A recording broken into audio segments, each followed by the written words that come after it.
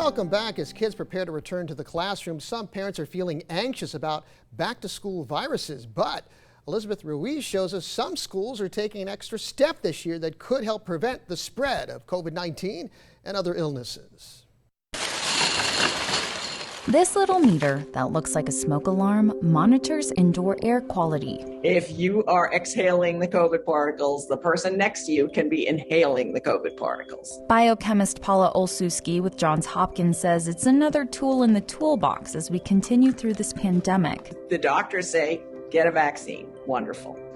Other people say, protect yourself with a mask. I do that. But cleaning the air in the room is the area that most people don't think about. These meters monitor temperature, humidity, and microscopic particles like pollen and cleaning chemicals, showing you how much is in a room. We can see in response to classroom occupation how these move. But when it comes to preventing the spread of COVID-19 and other viruses, carbon dioxide is the element most schools will be focusing on. CO2 in particular, it tells us how stale the air is. If the air is stale, there's a higher probability to see COVID because we exhale it. University of Colorado civil engineering professor Mark Hernandez says this installation in Colorado is among the largest, serving as a national model for other school districts wanting to prioritize a healthy environment for students. The DC metro schools have a fair-sized installation.